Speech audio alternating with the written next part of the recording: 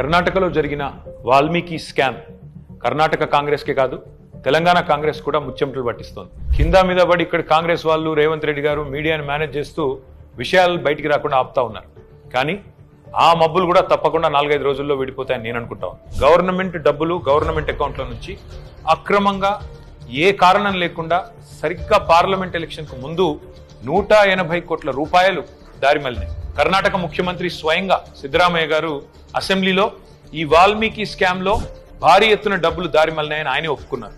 అందులో హైదరాబాద్ లోని 9 బ్యాంక్ అకౌంట్లకి 45 కోట్ల రూపాయలు ట్రాన్స్ఫర్ చేశారు. దీని మీద ఎంక్వైరీ మొదలు కాగానే ఏమైందో ఏమో తెలియదు కానీ వాల్మీకి కార్పొరేషన్ అకౌంట్ సూపరింటెండెంట్ ఆఖరికి ఆత్మహత్య చేసుకున్నాడు.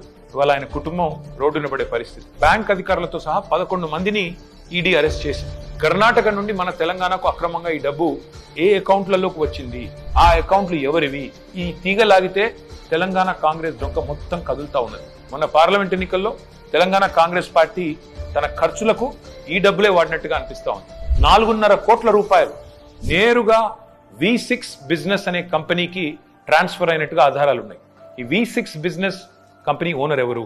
SIT, CID, ED ఈ దాడులన్నీ జరిగిన తర్వాత కూడా మన తెలుగు మీడియాలో ఈ వార్తలు రాకుండా అడ్డుకుంటున్నది ఎవరు? పార్లమెంట్ ఎన్నికల సమయంలో కొన్ని బంగారం షాపులు, బార్ల నుండి భారీ మొత్తంలో డబ్బులు తీసుకున్నట్టుగా తెలుస్తా ఉంది. వారికి కాంగ్రెస్ పార్టీకి ఉన్న అనుబంధం ఏంది?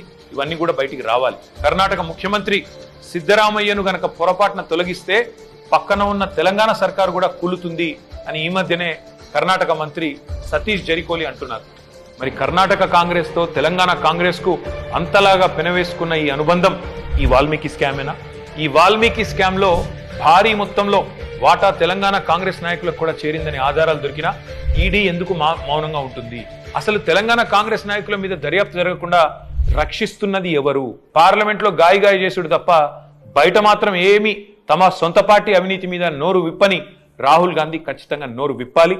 ఈ వాల్మీకి కార్పొరేషన్ గుట్టు విప్పాలని చెప్పి నేను డిమాండ్ చేస్తాను.